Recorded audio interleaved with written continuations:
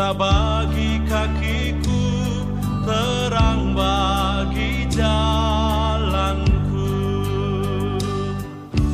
Firman. Ayo, kalau kita mendengar COVID-19, langsung keluar apa di benak kita, di pikiran kita? Virus? Bukan. Kematian? Merusak. Tapi betul, saudara, selama saya hidup, belum pernah saya mengalami ketakutan seperti bulan Juli, Agustus tahun 2021. Ngasih kan? Sampai saya itu kalau pagi takut saya buka handphone saya, karena mikir siapa yang meninggal lagi hari ini. Selama COVID itu ada 8 anak rohani saya meninggal. Dari 8 itu 5 yang saya mimpin kebaktian pemakamannya. Hanya air mata yang keluar. Apalagi salah satu, dia akan menikah. Dia meninggal 28 Maret. Dia akan menikah 2 Agustus. Itu luar biasa. Betul, mendengar kata COVID, kita mikir kematian. Lihat fakta, selama COVID ini merajalela, ada banyak hal yang kita bisa pelajari. Salah satunya adalah ternyata uang nggak bisa apa. Betul? Berapa banyak saya dengar orang-orang kaya yang saya kenal berkata begini pada para dokter, dokter carikan obat yang paling mahal, mau buatan negara manapun kami bisa beli dan cepat sampai. Nggak tertolong. Carikan dokter alat ventilator yang paling mahal pun kami bisa bayar. Betul nggak? Wih, ngeri sekali. Tuhan tidak pernah ciptakan COVID ini, manusia yang buat. Saya percaya sejak awal COVID ini merajalela, saya kata ini manusia. Entah kapan akan terbuka siapa yang buat. Dengan COVID kita belajar tidak ada harapan lain kecuali Dia.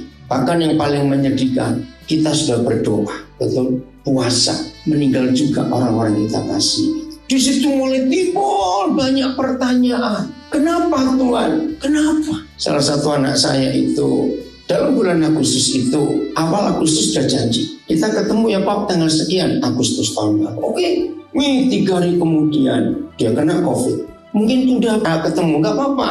Saya kontak istrinya juga. Berapa hari kemudian dia sehat. Kita undur pertemuannya tanggal sekian Agustus. Oke, Papa tunggu. 2 hari kemudian dia masuk rumah sakit. Cuma 3 hari. Masih muda. Memang dia ada komorbid. Itu betul-betul kami ngeri sekali. Nah, dari COVID kita belajar. Ternyata hidup kita ini fragile. Betul nggak? Rentan sekali. Gampang pecah. Inilah hidup. Sekuat apapun seorang manusia. Berapa orang yang saya kenal, menjaga hidupnya sehat sekali, makanannya sehat, dia olahraga. Ketika virus ini masuk, nggak bisa buat apa. Maka kalau sekarang sampai hari ini kita masih diberi kesempatan hidup, cuma satu yang kita harus pikirkan. Kira-kira Tuhan mau apa dengan aku? Betul? Apalagi yang sudah pernah positif. Harusnya kita tanya, Tuhan mau apa dengan aku? Setuju? Jangan bilang gini, mau beli apa ya sebelum mati? Awas bilang begitu.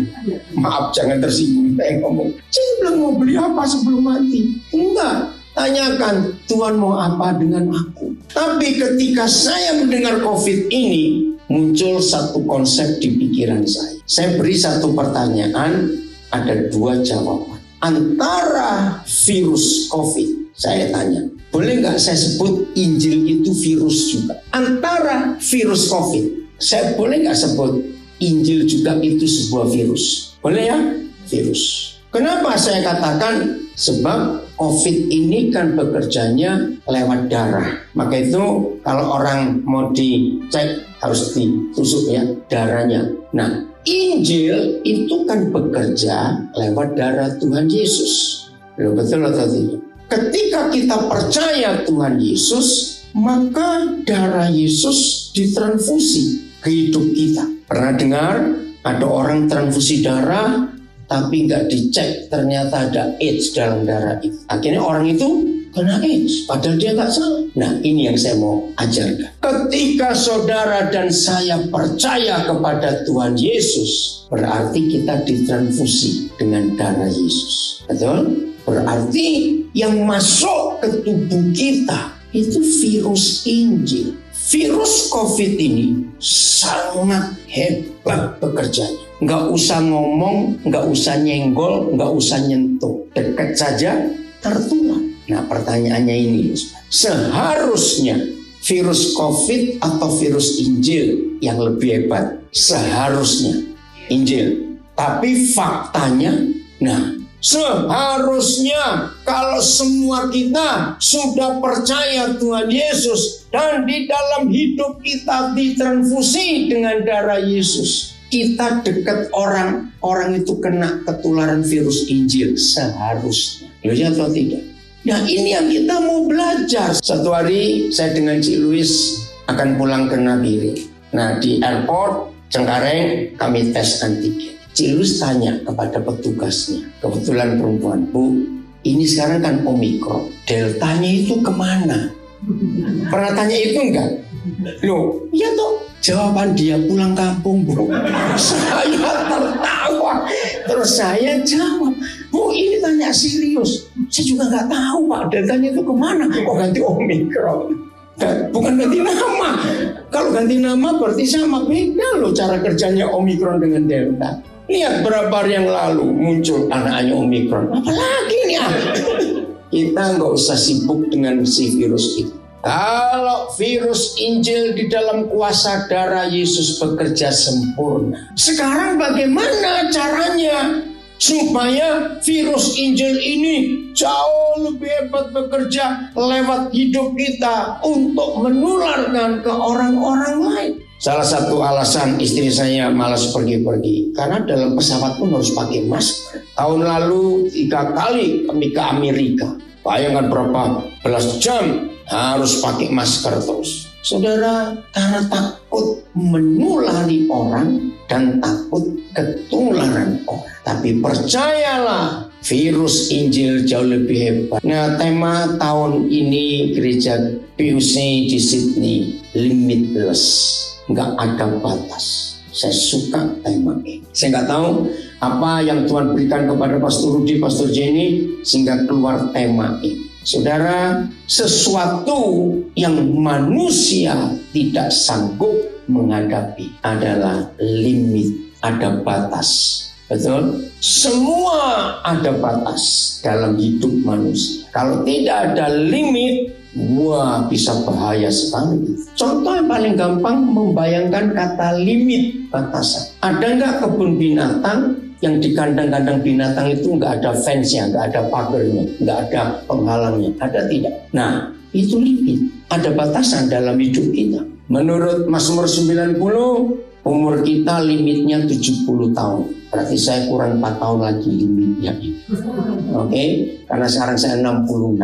Nah, maka itu selama kita masih ada ini, sekaya-kayanya orang kaya, ada limitnya nggak? Uangnya nggak bisa memperpanjang umur. Betul? Maka itu jangan mikir kalau uangku banyak, umurku panjang. Enak aja. Mana bisa nyawa dibeli kiloan di Aldi? Wah, kalau nyawa bisa dibeli kiloan, orang kaya nggak mati-mati. Nyambung terus. Ada limit. Untuk apa Tuhan membatasi manusia dengan sebuah limit? Siapa bisa jawab? Satu aja. Jawabannya cuma satu. Kenapa kita diberi limit dalam hidup, diberi batasan? Supaya dunia nggak penuh. Oh jangan begitu. Wah, ini anaknya pengikutnya Bill Gates ini. Karena Bill Gates ingin mengurangi penduduk dunia. Salah. Oke, saya mau jawabnya supaya dunia nggak penuh. Ini luar biasa. Saya lupa tahun 80-an awal yang lalu.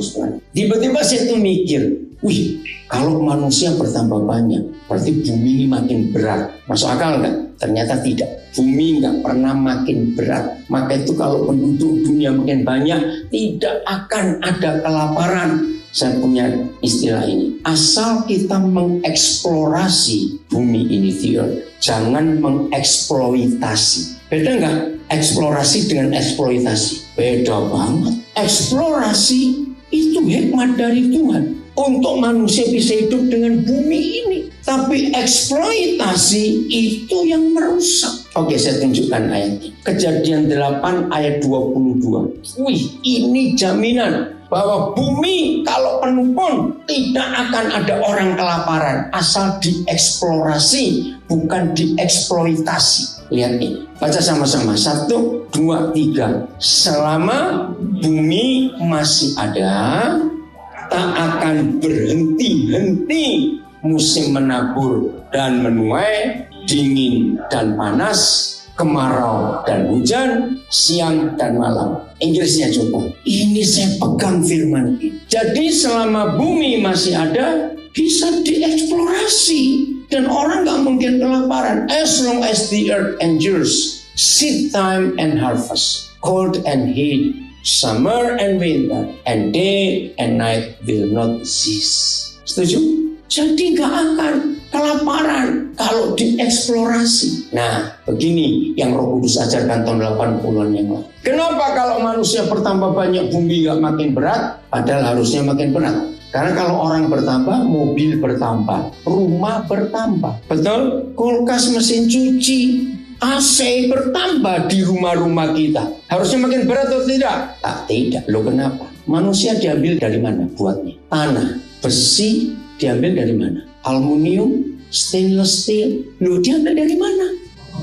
Loh ya maksudnya saya ingin tanya, makin berat nggak? Tidak. Loh ini loh logika yang Tuhan beri. Saya sampai, wih Papa kau luar biasa. Kok ini wajahnya wajah enggak? Beda. Harusnya surah. Itu jangan. Maaf.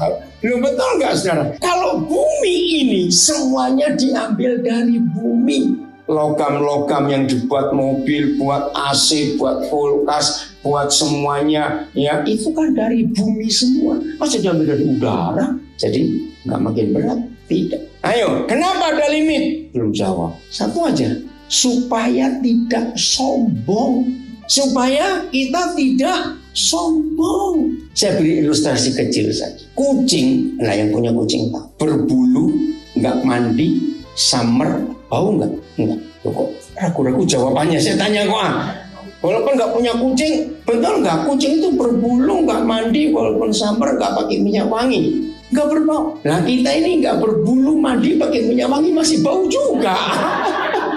Betul? Coba ngomong kiri kanan, bau gitu. Ngomong ayo, supaya nggak sombong. Bau aja sombong. Saya hargai kalau ada orang yang saya tahu dia nggak mandi, nggak pakai minyak wangi, nggak bau, dia sombong, saya hormati. Setuju? Bisa mati aja sombong. Nah kita ini terbatas, ada limit. Tapi Tuhan tidak ada limit. Maka itu Papa ingin kita hidup di dalam Dia. Betul nggak? Saya pernah lihat satu ilustrasi bagus. Siapa pernah ngelihat botol pasir yang timer itu untuk berapa detik? Tahu ya? Ada orang yang gambar bagus sekali.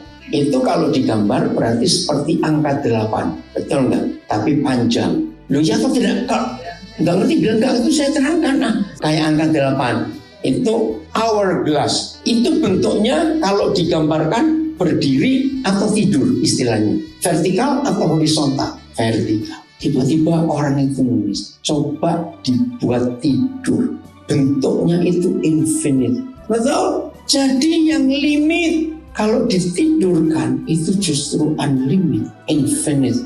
Maka itu berdiri, kalau itu hourglass tadi. Apa simbol berdiri? Sombong. Lebih baik geletak. Tahu bahasa geletak orang Jawa? Artinya rebah. Jadi infinite. Wih luar biasa. Mengapa Tuhan itu limitless? Karena dia nggak dibatasi dengan waktu. Kenapa dia nggak bisa dibatasi dengan waktu? Jangan salah bicara. Ya karena dia ciptakan waktu. Salah. Lalu ini dia. Ternyata waktu itu sendiri adalah Tuhan. Tuhan itu adalah waktu. The Lord itself is time. Bukan menciptakan waktu. Pelan-pelan ya mikir. Saya senang kalau mengajar. Yang saya ajar itu ikut mikir, wajahnya kelihatan mikir. Firman Tuhan ini menarik sekali untuk kita pelajari. Serius, kenapa dia nggak bisa dibatasi waktu? Kenapa dia limitless? Karena dia sendiri itu waktu. Saya buktikan. Siapa pernah ketinggalan pesawat? Ketinggalan bis? Pernah bukan? Saya juga pernah. Kita marah pada siapa yuk? Ayo, marah pada siapa? Puji Tuhan jujur sekali. Seringkali marah pada yang supir ini. Betul enggak? Kenapa pasangannya saja 3 jam sampai telat ini? Saudara, ternyata waktu itu enggak pernah tunduk kepada kita. Renungkan.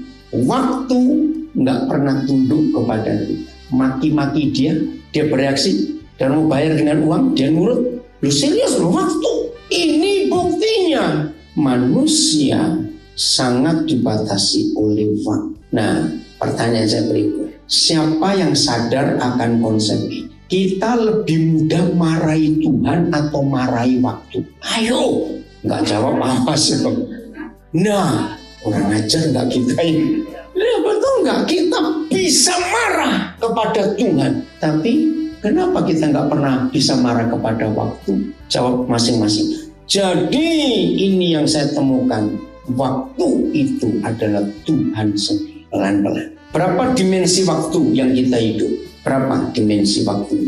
Susah benar. Ada berapa waktu? Kita terdiri dari berapa waktu hidup manusia ini? 3 gitu loh, susah benar. Ini pengertian yang harus kita milih. Jadi manusia terbagi dari berapa waktu? 3. Apa saja? Kemarin, sekarang, hari ini, besok. Nah, papa kita nggak terbatas dengan 3 waktu itu. Karena dia timeless, limitless, timeless lagi. Nah, pelan-pelan. Setiap dari 3 waktu ini, kalau kita hidupi, ada beban nggak? Ada. Oke. Saya minta seorang menjawab, saudara akan beri beban berapa kilo untuk hari ini, setiap hari rata-rata. Berapa kilo? Jam 1 kilo. Ringan betul beban 1 kilo hidup. Kira-kira berapa kilo yang kita tanggung untuk 1 hari? Maka itu Tuhan Yesus berkata, Matius 6:34. Coba bukakan. Jangan khawatirkan hari esok, sebab tiap hari ada khawatirnya sendiri-sendiri. Ya. Oke, cepat beri angka kilo aja. Salah nggak apa-apa, saya juga nggak tahu kok, beda-beda beban kita. Tapi average rata-rata berapa kilo? 40. Oke, sebenarnya masih keringanan kalau 40. Lu betul nggak? Aduh, nggak punya anak aja punya beban. Punya anak 1 bebannya tambah, punya anak 2 bebannya tambah. Betul lah, kalau kerepotan anak kasih saya semua, anak saya urus nanti. Saya punya banyak anak nggak merasa beban. Betul? 40 kilo saya. Nah, orang yang hidupnya paling menderita, jangan tersinggung saya pakai kalimat ini. Orang yang hidupnya paling menderita itu orang yang paling goblok. Gobloknya gimana? Waktu kemarin, waktu hari ini, dan waktu besok di blender jadi satu. Ngerti nggak kata di blender? Diapain? Dicampur aduk beban 3 waktu itu. Gepeng nggak orangnya? Loh, gepeng nggak? Hancur, betul. Karena apa? Kalau beban yang kemarin itu cuma kemarin yang kita pikul, ditambah beban hari ini dan ditambah beban besok, jadi cuma 3 hari. Berarti orang itu mikul berapa? 120 kilo. Minum 24 jam gendong 120 kilo. Itu kalau yang kemarin dan besok hanya 1 hari. Itu waktu kemarin itu bisa panjang bisa pendek. Doanya atau tidak? Contoh, maaf, tahun 78 waktu saudara masih di Indonesia, pabrik saudara kebakar habis. Misalnya, gara-gara habis maka saudara pindah ke Australia. Apalagi tahun 78 itu masih gampang dapat visa, dapat PR. Betul? Tapi orang itu masih ngomong, seandainya pabrikku nggak terbakar, seandainya. Lu ngerti nggak? Berarti dia hidupnya di tahun 78. Berarti orang ini ketinggalan berapa tahun? Lu ngerti nggak cara itu? Tahun kalikan 365 kalikan 40 kilo. Hitung sendiri. Bukan capek, hilang. Nggak tahu dari mana orang. Lu betul tidak, Sir? Ini lo cara ngitung. Maka itu limitless. Ini hal yang luar biasa. Dipikul hari ini ditambah 40. Nah, biasanya orang yang selalu mikir hari kemarin masih mikir depan. Besok gimana ya? Besok gimana ya? Besok gimana? Nah, besoknya itu seorang mau beri berapa hari? 10 hari? Berarti 400 kilo. Tambahkan. Maka itu saya berkata, jangan, ini orang paling goblok sedunia. Lu ya atau tidak, saya tanya. Lu betul atau tidak? Maka itu ayat ini kita baca. Matius 6:34. 1, 2, 3. Sebab itu janganlah kita khawatir akan hari besok. Karena hari besok mempunyai kesusahannya atau kekhawatirannya sendiri. Kesusahan sehari cukuplah untuk sehari. Goblok. Supaya ngerti gitu loh. Ngerti? Loh, betul atau tidak? Kalau ada orang sibuk dengan uang, saya cuma punya 1 kalimat. Ngapain mikirin uang? Gak ikut nyetak, gak ikut gambar, kok bingung? Loh, betul atau tidak?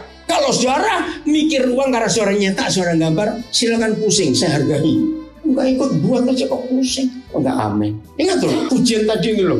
Ya, ingat burung di udara, lihat bunga bakung, enggak kerja dipelihara. Betul. Setuju? Jadi bahasa Inggrisnya apa ini coba? Yang hari ini biar hari ini. Yang kemarin sudah lewat, yang hari besok belum datang. Kok enggak amin? Maka itu kalau saudara lihat ada orang umurnya 20, wajah 40. Pas bodoh. Betul enggak? Umur 20 kok wajah 40. Karena itu 3 dimensi waktu di blender bersama-sama. Dan tiap hari dia berjalan dengan beban yang begitu berat. Apa ini enggak on double, saudara? Capek deh. Jadi yang Tuhan bilang, jangan mikir hari esok. Salah, hari esok kita harus pikirkan. Tapi bukan mengkhawatirkan. Saya punya istilah begini dalam bahasa Indonesia. Orang yang mikir pasti nggak bisa khawatir. Tapi orang yang khawatir pasti nggak bisa mikir. Betul atau salah?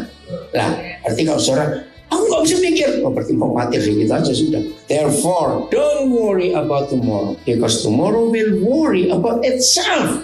Oh, keren nih bahasa Inggrisnya. Karena besok itu punya mikir khawatir sendiri. Each day has enough trouble of its own. Betul. Setiap hari itu punya trouble, punya masalah sendiri. Siapa bisa memberi saya kata lain? Yesterday atau past. Itu satu kata pendek saja. Itu kalau dalam hidup sehari-hari kita sebut apa? Hal-hal yang sudah terjadi kemarin. Bukan memori, bukan gone, bukan dulu. Yang paling gampang, maaf jangan tersinggung, saya akan ngomong ini walaupun jelek. Prank. Prank itu yang sudah lewat itu kan sampah. Loh, betul? Loh ya atau tidak? Jangan betul-betul tapi nggak ngerti, awas loh ya. Betul, segala sesuatu yang sudah pas itu sampah. Saya beri pertanyaan lagi. Kata Tuhan atau kata orang yang lebih gampang dihafal? Bertobat. Saya lanjutkan satu pertanyaan lagi. Firman Tuhan atau firman mama mertua lebih gampang dihafal? Saya cuma tanya, jangan tertawa. Berbahagia yang nggak punya mertua. Lo serius lo saudara? Ayo, firman Tuhan atau firman mama mertua lebih gampang dihafal? Aduh, Tuhan kami jujur semuanya. Serius? Kenapa firman mama mertua lebih gampang dihafal? Bukan sakit, aduh. Ya karena direnungkan. Bayangkan, mama mertua sudah meninggal 20 tahun yang lalu. Firmannya masih nyantol. Loh, betul atau tidak? Saudara, khotbah saya 2 minggu lalu apa? Ayo, ngaku. Nah, lupa. Baru 2 minggu lupa. Yang 20 tahun ingat, keterlaluan itu. Karena kita tidak hidup dengan cara yang benar. Maka itu yang kotor, yang jelek masuk mempengaruhi kita. Saya kembali pada masalah COVID. Sampai hari ini COVID ini belum ada obatnya. Ternyata vaksin juga nggak menolong. Booster pun nggak menolong. Maka itu ternyata obatnya cuma satu. Hati yang gembira adalah obat. Loh, betul kan? Imun. Tapi jangan tertawa terus, bahaya nanti itu. Pokoknya sukacita saja. Benar loh saudara. Jadi imun. Jadi yang bisa menahan COVID nggak bekerja di hidup manusia. Kalau dia cheerful heart, ya sukacita. Maka itu 80%. Saudara dengar berita. Orang yang meninggal karena COVID itu karena stres, bukan karena COVID itu. Bagaimana nggak stres awal-awal ini ya? Isolasi, nggak boleh ketemu orang. Kalau tuh ada dokter, ada perawat masuk ke kamar dia harus pakai tutup semuanya. Terus nggak tahu ini siapa ini orang. Stres itu, dan itu membuat orang cepat meninggal karena COVID. Jadi obatnya COVID ada di dalam kita sendiri. Hati yang gembira. Bagaimana kita bisa gembira? Ya ini tadi, percaya Bapa di surga. Amin. Yang menjamin kita semua. Mau gak hidup seperti itu? Jawab. Yang buat kita stres, firman tetangga atau firman Tuhan atau firman mama mertua? Yang buat kita stres. Ya firman enggak itu tadi katanya. Berapa banyak orang yang sehat karena tiap hari dengerin berita COVID dia kena juga akhirnya. Karena takut, betul enggak? Berita itu mempengaruhi loh saudara teman. Ada orang yang selalu kirim saya sampai bentak dia. Hari ini yang mati berapa, yang kena berapa. Ngapain nggak mungkin bareng begini? Malah stres loh, betul tidak saudara? Nah maka itu firman Tuhan. Ini obat yang luar biasa untuk hidup kita. Nah kembali pada tema kita, limitless. Saudara dan saya jangan hidup di dalam 3 waktu yang kita blender jadi satu. Catat. Oke lanjut. Apa sih bedanya Tuhan yang timeless dan limitless dengan kita yang limited ini? Cuma ada satu yang membedakan. Ayo mikir semua, belajar. Hanya satu yang membuat beda. Kalau nggak ada yang satu ini, Tuhan dengan kita dengan Tuhan limitless. Dosa, terlalu rohani. Janganlah. Bukan dosa. Love, bukan. Ini rohani semua sih orang-orang. Nggak usah pakai yang rohani. Satu lagi, communication, bukan. Matahari. Loh kok? Loh, betul tidak? Mosesnya nggak ngerti.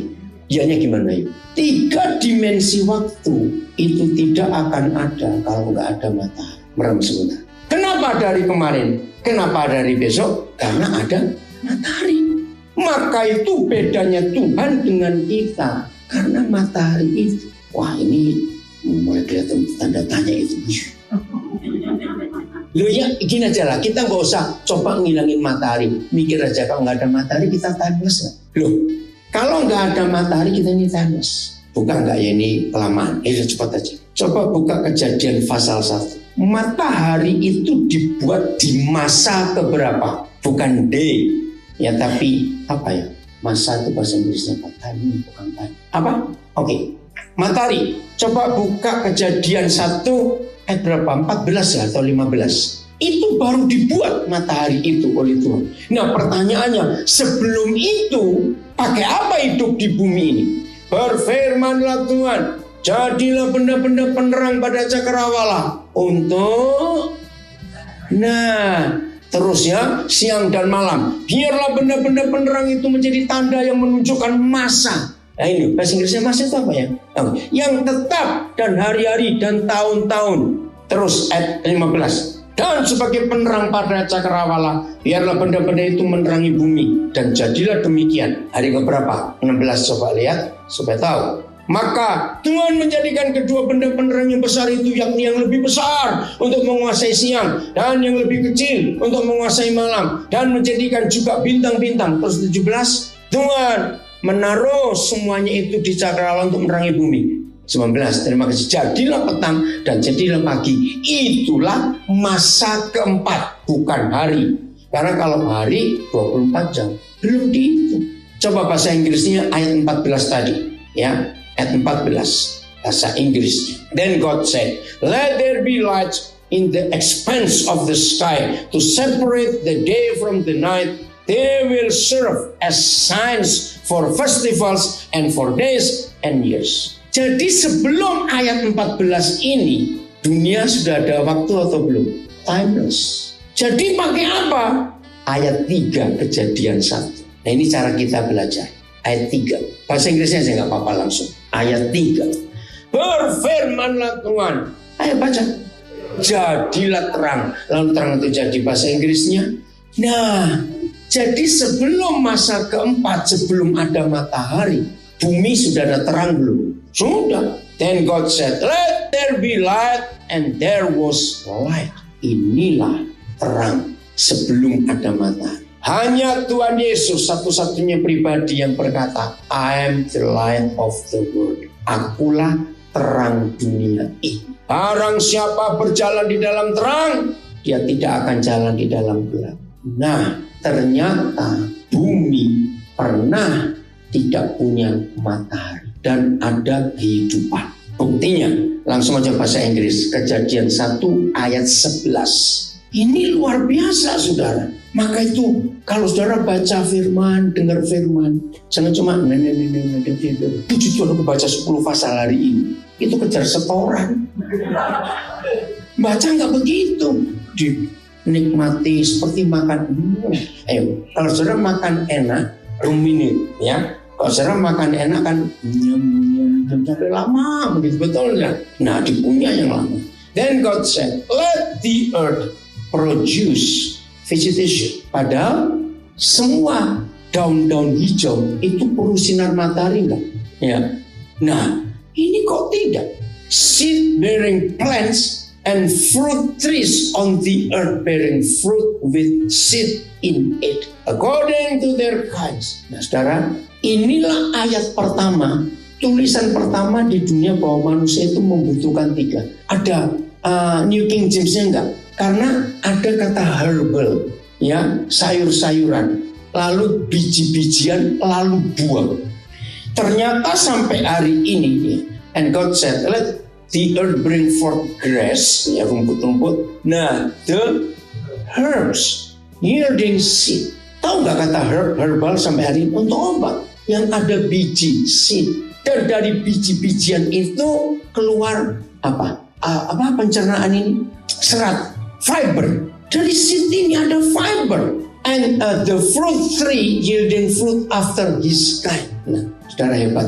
Ternyata sebelum ada manusia, sebelum ada pabrik-pabrik makanan apa saja, Papa sudah berikan 3 hal ini. Grass, kalau saudara baca terjemahan yang lain, itu daun-daunan, salad semuanya itu. Lalu seed, ya, fiber, biji-bijian grain. Bacanya grain atau green ya?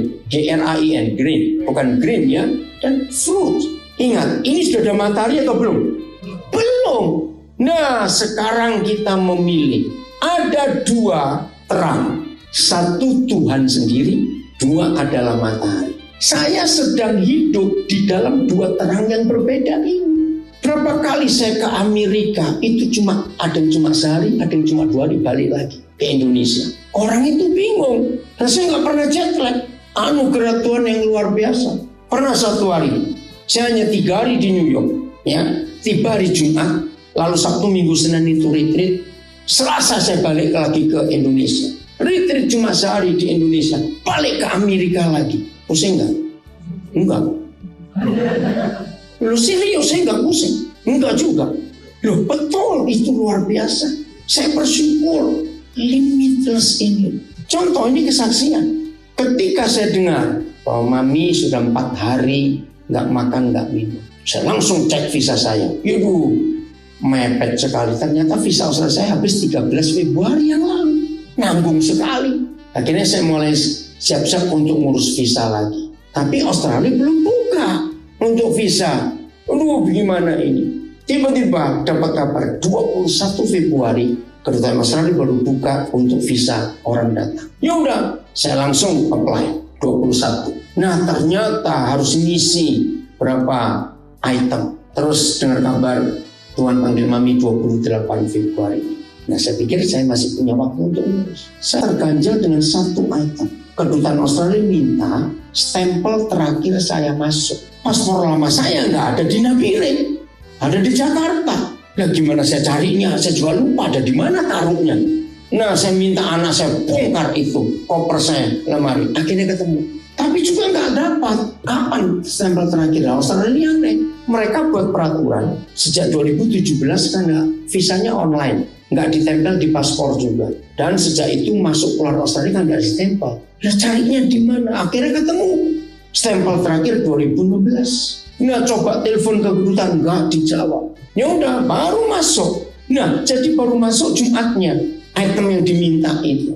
Akhirnya saya meninggalkan Nabire hari Senin dengan harapan kalau Senin itu keluar saya bisa berangkat Senin malam, ya, atau paling lambat Selasa pagi. Ternyata nggak keluar visa itu. Belum ada. Waduh, Cilu sempat bingung jadi berangkat atau enggak ya, belum tahu nih visa belum keluar. Selasa pagi atau Roh Kudus gerakan saya, sudah kamu ngepak aja, kamu pasti berangkat. Nah, saya bilang travel agent saya tetap nggak mau ngeluarin tiket karena takutnya kalau nggak dapat visa terus nggak mau berangkat, ini hilang tiket ini karena dapat tiket murah. Ya udah, karena dia enggak, ya saya cuma nggak bisa maksa. Jam 12 dia telepon belum ada kabar. Jam 2 dia telepon belum ada kabar. Tapi saya sudah siap untuk berangkat. Jam 14.40, setengah 3 lebih. Keren, visanya keluar. Udah langsung saya panggil taksi, saya berangkat. Di perjalanan dia telepon, tapi tetap tiket nggak bisa kami keluarkan. Lu kenapa? Karena kode belum PCR. Nah, dia juga belum PCR, bagaimana ini? Udah, pokoknya saya ke airport, saudara. Nah, hebatnya Tuhan. Sambil nunggu paspor saya masih di travel dengan tiketnya, saya coba tanya ke counternya SD. Ini kalau ke Australia itu PCR atau antigen? Oh, antigen aja apa nggak PCR? Puji Tuhan. Sebab antigen saya yang berangkat dari Senen dari Nabire kan masih berlaku. Waduh, luar biasa. Begitu saya bilang, nggak perlu PCR, saya cuma antigen. Karena PCR itu paling cepat 6 jam. Mau bayar berapa juta aja nggak bisa lebih cepat. Lah bagaimana saya berangkat jam 7 malam ini jam 3? Aneh, tapi saya tetap relax. Karena agennya bilang, cepat beli tiket. Harga sudah nggak karu-karuan. Jadi berangkat ada udah jadi, visa sudah dapat, walaupun cukup mahal. Nah, jadi saya relax, orang pusing. Sampai yang travel aja bilang, untung jantungku nggak copot. Bagaimana ngurusin orang kayak ini? Nah, ngerti nggak? Jadi saya tuh nggak mau dibatasi oleh apa. Kalau nggak ya, gitu aja sudah. Sampai orang-orang heran. Jadi begitu paspor visa ada, sudah koper saya tarik, saya keluar dari rumah anak saya, taksi datang berangkat. Nah, kira-kira saudara kalau dengar kesaksian ini bagaimana? Stres enggak? Saya nggak stres, tetap seger. Walaupun akhirnya saya juga terlambat untuk funeral itu mami, tapi saya tetap bisa ketemu banyak orang keluarga yang ada. Nah, itu salah satu kesaksian. Jadi hiduplah dengan 2 terang ini. 1 terang Tuhan, Tuhan itu terang, dan terang matahari. Jadi walaupun sudah malam, tapi kita tetap percaya bahwa Tuhan ada dengan kita. Inilah limitless. Oke, saya akhiri. Kita baca ayatnya. Efesus 3 ayat 20. Baca sama-sama. Ini limitlessnya. 1, 2, 3. Bagi dialah yang dapat melakukan jauh. Nah, itu bacanya. Bagaimana? Jauh lebih banyak. Aduh, kaget saya ini. Nah, daripada yang kita doakan atau pikirkan. Seperti yang ternyata dari kuasa yang bekerja di dalam kita. Dahsyat sekali. Bahasa Inggrisnya. Wih, ini luar biasa. Now. Kapan? Now. Salah. Kalau saudara baca now, itu artinya everyday. Oh enggak, amin. Kenapa? Gue bingung. 10 tahun lalu bacanya now. Besok 50 tahun yang datang. Nah, jadi ya sudah. Oh enggak, amin. Saudara, ini keren Alkitab ini. Maka itu mulai hari ini kalau saudara membaca ayat ada kata sekarang artinya setiap hari. Mau kapanpun dia tetap now to him who is able mampu to do above and beyond all that we ask or think. Nah, accordingnya ini bukan according the Prime Minister of Australia, bukan according to the President of Indonesia, tapi according tergantung sesuai dengan the power that works, bukan in him but in us. Bukan nih kuasa yang bekerja di dalam Tuhan, tidak, tapi kuasa yang bekerja di dalam kita. Kalau kuasa yang bekerja di dalam kita itu limitless, berarti dalam hidup kita ada limitless juga. Ini yang kita harus mikir. Luar biasa Tuhan, dahsyat sekali. Betul? Itu cara kita berpikir dengan Tuhan. Tuhan kita luar biasa. Betul? Sudah limitless, timeless lagi. Maka itu kalau saudara nggak bisa tidur, nggak usah panik. Nggak bisa tidur itu enak. Merenungkan firman, jangan merenungkan utang. Betul? Merenungkan firman itu seger terus begitu. Jadi kalau nggak bisa tidur, jangan panik. Makin capek loh kalau panik. Papa terima kasih aku nggak tidur. Papa kan nemenin aku gitu. Ya sambil duduk atau tiduran, walaupun mata masih kedip-kedip, mikir dia kuasanya bekerja di luar jangkauan pikiran. Terakhir Matius 6:32 dan ini terakhir betul-betul terakhir. Oke? Semua itu dicari oleh bangsa-bangsa yang tidak mengenal Tuhan. Semua itu apa? Sebab itu baca janganlah aku khawatir dan berkata, 1, apakah yang akan kami makan? Apakah yang akan kami minum? Apakah akan kami pakai. Jadi makan, minum, pakai itu semua dicari oleh siapa? Ayat 32 lagi. Dicari siapa?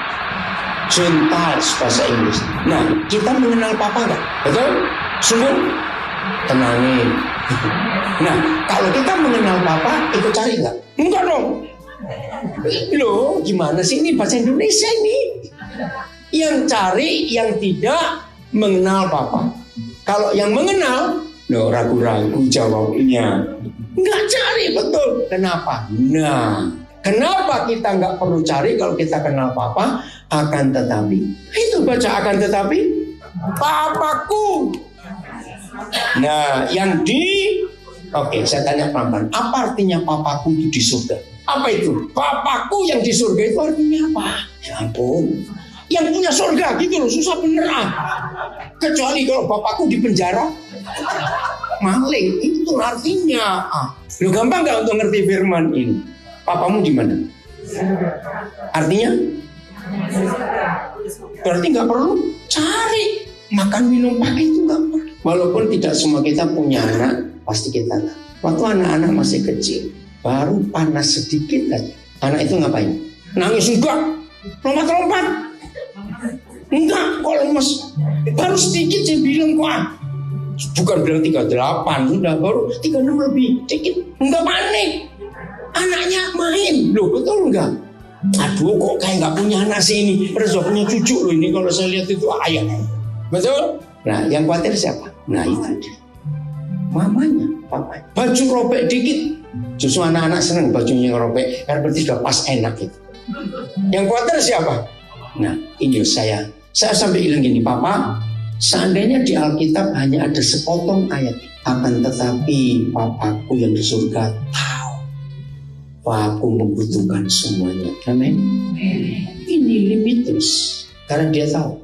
Nah saya akhiri dengan kalimat, siapa yang percaya kalau kita hidup benar, ya, kalau kita hidup benar di hadapan Tuhan, kalau kita taat kepada Tuhan, tidak berbuat salah dan tidak berbuat dosa, tanpa doa, tanpa minta, Papa tahu. Betul? Benar? Yakin? Nah, jangan kaget. Berarti yang doanya panjang-panjang. Jadi ada orang Kristen doanya panjang sekali, diulang-ulang lagi. Tidak mengenal. Betul? Maka itu doa yang panjang-panjang karena Mazmur 139. Oke, ini yang terakhir betul. Ini di garis bawahnya kuning. Akan tetapi siapa? Akan tetapi Papaku yang di surga tahu. Ini baca juga. Ini betul terakhir. Mazmur 139. Baca kalimat pertama. 1, 2, 3. Sebab mengeluarkan kata sesungguhnya semuanya telah kau ketahui ya Yahweh. Bahasa Inggrisnya cepat. Before a word is on my tongue, you know all about it. Maka itu jangan doa lama-lama. Ngapain? Belum mau mengajak Tuhan tahu. Jadi ayat ini menolong saya gini. Saya ini kalau berdoa saya nggak banyak ngomong, saya cuma diam merenungkan Papa kau baik ya, Papa kau. Lu betul? Belum ngomong aja sudah tahu. Before a word, satu kata saja belum keluar. Maka itu saya heran kalau ada orang aku doa hari 7 jam. Ngomong apa kamu? Betul nggak? Aku doa sekian jam.